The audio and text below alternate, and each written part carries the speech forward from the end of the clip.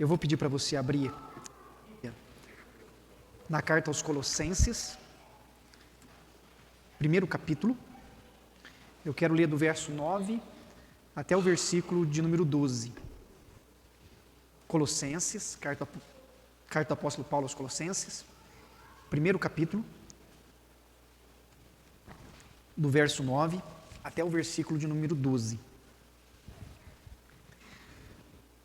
O livro de Colossenses, a carta aos Colossenses, ela fala muito sobre a pessoa de Jesus Cristo. Cristo o incomparável. Cristo aquele a quem não tem nenhum outro ser para ser posto lado a lado. O próprio Deus que se fez carne. E aqui o apóstolo Paulo, na companhia de Timóteo, ele escreve essa carta à igreja para fortalecer ainda mais a sua fé e os vínculos que os irmãos tinham uns com os outros. E eu queria ler esses versículos para que nós pudéssemos meditar nessa noite. Colossenses, primeiro capítulo, a partir do verso 9, diz assim: Por esta razão, também nós, desde o dia em que o ouvimos, não cessamos de orar por vós e de pedir que transbordeis de pleno conhecimento de sua vontade, em toda sabedoria e entendimento espiritual, a fim de viverdes de modo digno do Senhor, para o seu inteiro agrado, frutificando em toda boa obra e crescendo no pleno conhecimento de Deus, sendo fortalecidos com todo o poder, segundo a força da sua glória, em toda perseverança e longanimidade, com alegria, dando graças ao Pai, que vos fez idôneos à parte que vos cabe da herança dos santos na luz. Amém. Até aí. O apóstolo Paulo, junto com Timóteo, escreve esta carta com o propósito de fortalecer ainda mais a fé dos cristãos em meio às lutas e batalhas pelas quais eles passam. E a devolutiva desses irmãos, desses cristãos, é de fato um coração grato, um coração alegre, um coração de confiança em Deus a cada momento. A fé e o amor estão presentes dia após dia na vida desses cristãos. Quando nós lemos, por exemplo, o versículo de número 4 do capítulo 1, nós veremos que o apóstolo diz assim: desde que ouvimos da vossa fé em Cristo Jesus e do amor que tendes para com todos os santos, e ele dá continuidade então à carta. Ele vai colocar dois pontos muito importantes: a fé em Jesus Cristo e o amor de uns para com os outros. Fé e amor. E a fé e o amor era algo posto em prática de tal forma que a vida dos cristãos de Colossos era coerente com aquilo que eles acreditavam, era coerente com aquilo que eles pregavam. Desde quando eles ouviram o Evangelho de Jesus por meio de Epáfras, que foi quem comunicou o Evangelho aos cristãos ali em Colossos, eles tiveram suas vidas transformadas. A consciência do Evangelho levou eles a viver de modo digno, conforme o Senhor merecia. O versículo 10 vai dizer assim: a fim de viverdes de modo digno do Senhor, para o seu inteiro agrado.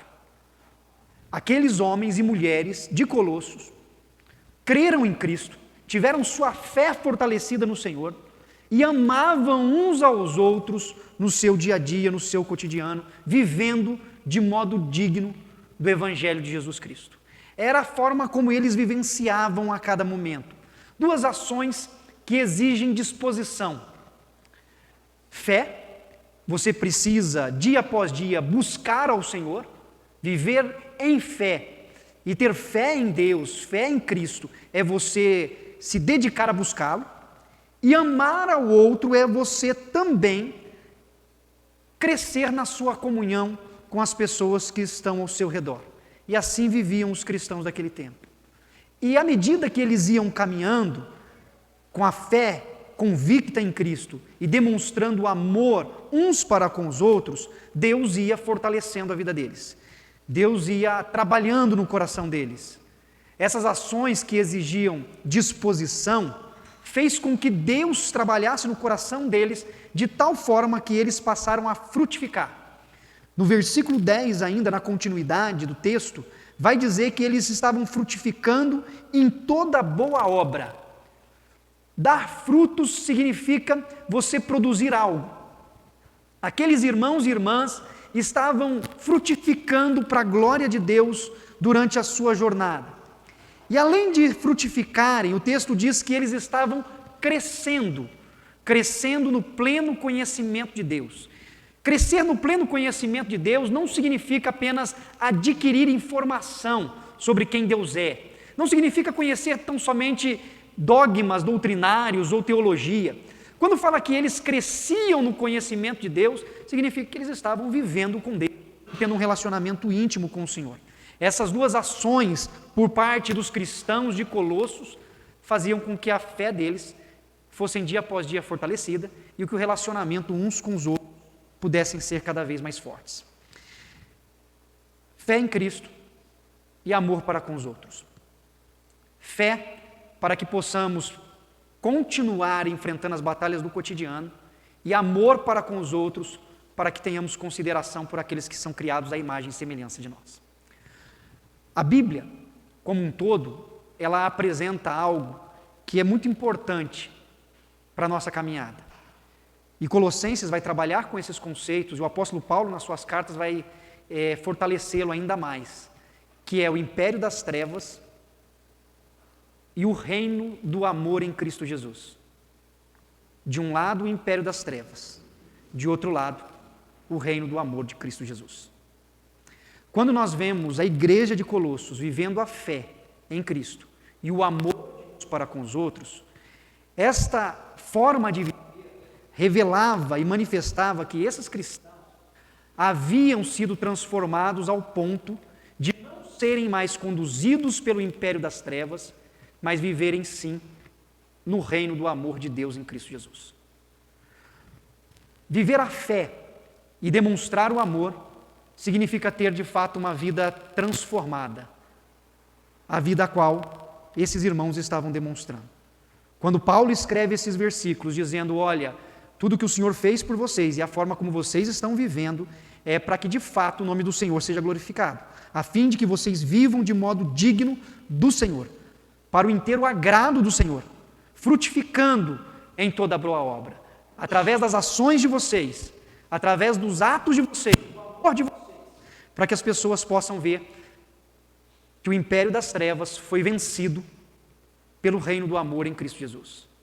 É uma mudança total e completa de vida que o Senhor concede a eles. E concede isso dando a eles perseverança e longanimidade, que é o que o texto apresenta para nós. Sendo fortalecidos, versículo 11, sendo fortalecidos com todo o poder, segundo a força da sua glória, em toda a perseverança e longanimidade com alegria. Perseverança, aqui, é a qualidade, a característica que capacita cada pessoa a continuar, mesmo diante dos momentos difíceis, no seu objetivo. Isso é perseverança. Mesmo diante das adversidades, mesmo diante das complicações da vida, perseverar é continuar com os olhos e o coração no alvo. E Paulo está dizendo que Deus, segundo a sua riqueza em glória, há de derramar dia após dia sobre os cristãos perseverança, para que eles possam prosseguir. E longanimidade. Longanimidade, por sua vez, é a qualidade pela qual a pessoa suporta a oposição sem retalhar. Longanimidade é você suportar a oposição sem retalhar. É você enfrentar a maldade sem ser mal. É você enfrentar a mentira sem ser mentiroso. É você lutar contra isso, é ser longânimo. É você enfrentar a oposição e enfrentar essa oposição sem retalhar, sem usar das mesmas armas. E Deus, então, concede aos cristãos perseverança e longanimidade, para que possam viver a sua fé e demonstrar amor uns para com os outros. Quando vivemos a nossa fé em Cristo, declaramos que cremos em Cristo, vivemos como Cristo, amamos uns aos outros durante a nossa jornada, nós manifestamos que quem nos controla não é o império das trevas, mas é o reino, o reinado de Cristo Jesus, manifestando o amor de Deus o Pai. Por isso que o Senhor nos resgatou, para que nós vivamos para a glória dele, para que nós possamos viver aquilo que nos cabe como herança dos santos na luz. Nós temos uma batalha a ser travada, e nós louvamos a Deus porque nós podemos prosseguir tão somente por causa de Cristo Jesus. Jesus que entregou a sua vida na cruz do Calvário no nosso lugar. Pense uma coisa que é muito importante. Jesus ele poderia ter destruído Satanás, o nosso arqui-inimigo. Mas Jesus não destruiu Satanás e as suas hostes. Ele os derrotou, mas não os destruiu. Nós sabemos que a vitória da cruz já é um decreto de que haverá um dia em que o nosso Senhor Jesus virá e na sua segunda vinda tudo terá um fim. Mas enquanto Cristo não vem, nós ainda travamos uma batalha dia após dia. As forças do inimigo foram derrotadas, mas não foram destruídas. É por isso que nós vivemos num mundo onde ainda há manifestações do império das trevas. É por isso que nós vivemos num mundo onde há injustiça. É por isso que nós vivemos num mundo onde há fome. É por isso que nós vivemos num mundo onde há mentira. Por isso que nós vivemos num mundo onde há guerra. É por isso que nós vivemos num mundo onde há destruição. É por isso que nós vivemos num mundo onde há malícia. É por isso que nós vivemos num mundo onde há adultério. Nós vivemos num mundo onde todas essas manifestações estão presentes. Por que que elas estão presentes? Elas estão presentes porque o nosso inimigo foi vencido, mas ainda não foi por completo derrotado. Nós vivemos num mundo onde há manifestação do império das trevas. É só você abrir os seus olhos, não ser ingênuo e você vai ver. Você vai ver a pessoa passando a perna no outro, falando mal pelas costas, você vai ver alguém prejudicando alguém para ter mais lucro, você vai ver alguém estabelecendo uma briga em busca de poder, ou em busca de mais dinheiro, ou em busca de qualquer outra coisa. Você vai ver isso, porque o império das trevas ainda se manifesta. Mas o que Paulo está nos mostrando, e o que é extremamente importante para todos nós, é que em nós, em mim, em você, nós que somos lavados pelo sangue de Jesus, nós não podemos ser a manifestação do império das trevas nesse mundo. Há injustiça no mundo, mas eu oro para que a injustiça não seja feita pelas minhas mãos. Eu oro para que pela minha vida se manifestem os valores do reino e não os valores do mundo. Há mentira nesse mundo, há mentira, mas nós buscamos ao Senhor para que as mentiras não venham pelos nossos lábios. Há desonestidade nesse mundo, há desonestidade, mas nós clamamos para que a desonestidade não seja a partir de nós, porque nós vivemos para o Evangelho de Deus. O que nós aprendemos com o apóstolo Paulo na sua carta, o que nós vemos nesse texto, é que o inimigo da nossa alma se manifesta, age, o mundo luta, o império das trevas permanece lutando, mas louvado seja o nome do Senhor, porque o reino de Deus já está presente. Está presente porque Cristo veio ao mundo, se entregou na cruz do Calvário, e o seu reino é manifesto através da vida da igreja de Colossos e das nossas vidas, quando nós vivemos os valores do reino de Deus na sociedade que nós estamos inseridos. E é isso que Paulo está dizendo para a igreja de Corinto, para a igreja de Colossos. Ele está dizendo, olha, vocês devem viver de modo digno do Senhor, para o seu inteiro agrado, frutificando em toda boa obra e crescendo na comunhão, no pleno conhecimento de Deus, vivendo a vida de vocês para a glória de Deus. Nesse mundo há muito ódio, mas nós precisamos viver o perdão. O ódio é do império. O perdão é do reino. Nesse mundo há muita injustiça, mas a injustiça é do império. Nós precisamos viver a equidade e a justiça, porque esses são os valores do reino. Há muita maldade nesse mundo, mas a maldade é do império. Nós precisamos viver a bondade, porque a bondade é do reino. Há muita ofensa nesse mundo, mas a ofensa é do império. Nós somos chamados a viver na graça e no amor de Deus para com as pessoas que estão à nossa volta, porque o amor é do reino. O que Paulo vai nos mostrar é essa diferença que existe na vida a qual somos chamados a viver. E que nessa noite, nós como cristãos, lavados e remidos pelo sangue de Jesus, que nós possamos viver os valores do reino, que nós possamos viver de acordo com a vontade do Senhor, que nós possamos buscar no Senhor, sermos cheios de perseverança, que nós não venhamos desistir diante da manifestação do império das trevas no meio que nós estamos, porque nós vamos ver isso. Nós vamos sair daqui e nós vamos ver muitas das coisas que citei e outras que não falei presentes, que vão nos incomodar, que vão nos prejudicar, que vão nos incomodar, que vão nos atingir, que vão atingir a nossa família.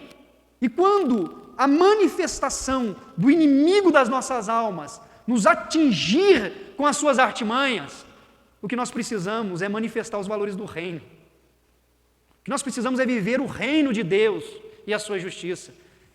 E para que nós consigamos viver isso, Deus, por meio de sua graça, nos dará perseverança e longanimidade. Porque se não for a perseverança e a longanimidade que procede do trono da graça de Deus, nós, pelas forças humanas, não damos contas.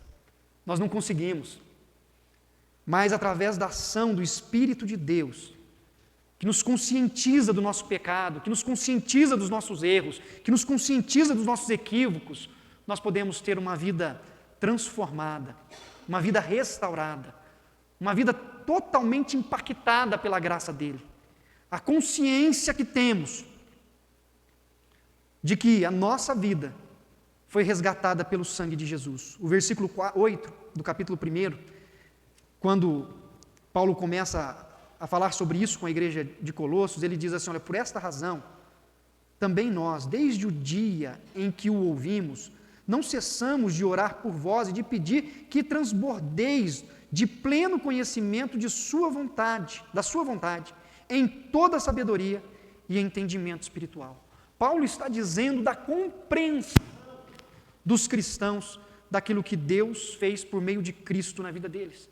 E essa compreensão que nós temos do Evangelho é o que nos conduz, dia após dia, a vivermos com fé em Cristo e em amor uns para com os outros. Fé em Cristo, diante de tantas situações de adversidade no nosso cotidiano, e amor uns para com os outros, mesmo diante de lutas pelas quais passamos também nos nossos relacionamentos. É só Cristo incomparável, para realizar essa mudança em nós. Talvez você possa ficar incomodado, irritado, com tantas coisas que acontecem no seu ambiente familiar, no seu local de trabalho, no bairro onde você mora, nos relacionamentos com as pessoas.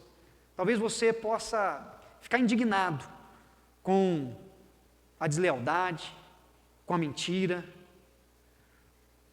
com a injustiça, com muitas outras coisas que podem mexer com o seu interior. Mas lembre-se nesses momentos que os valores do reino de Deus são marcas que estão no seu coração, lavado e remido pelo sangue de Jesus. E é a partir de nós que deve ser manifesto na sociedade os valores do reino. Não é de fora que virá os valores do reino, mas é de vidas impactadas e transformadas pela graça dele em Cristo Jesus. Viva os valores do reino. Ame, perdoe, busque justiça, busque a paz. Faça o possível para poder ajudar as pessoas que estão à sua volta.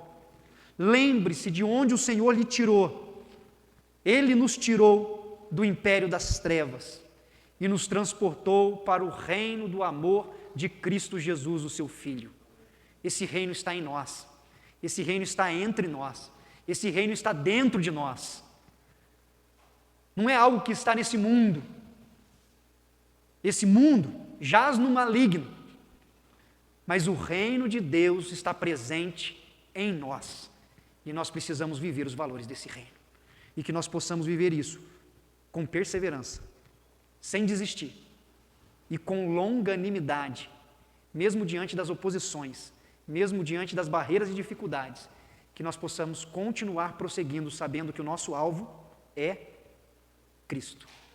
O nosso reino é o reino de Deus e não o império destes mundos. Amém? Que Deus assim nos abençoe, nos ajude, nos dê graça e que nós possamos viver os valores do reino. Eu queria convidá-lo e convidá-la a fechar os seus olhos, porque eu quero orar com você. Que você possa viver os valores do reino. Que você possa honrar o seu pai e a sua mãe, porque esses são os valores do reino. Que você possa ser fiel à sua esposa, ao seu marido, aos seus pais, aos seus filhos, aos seus amigos, que haja lealdade em você, porque esse é o valor do reino. Que você seja sincero, transparente, honesto, íntegro, porque esses são os valores do reino. Que você possa ser perdoador, perdoadora, que você possa amar as pessoas, mesmo nas situações mais difíceis, porque esses são os valores do reino. Que você possa ser submisso às autoridades sobre a tua vida, sempre obedecendo e temendo ao Senhor, mas submissos, porque estes são os valores do reino. Que o Senhor nos ajude a viver de acordo com os seus valores, porque nós fomos resgatados pelo seu reino, para o seu reino. Senhor eterno, Deus de toda graça e misericórdia, nós queremos aqui nessa noite, ó Pai, agradecer ao Senhor porque o Senhor nos libertou do império das trevas.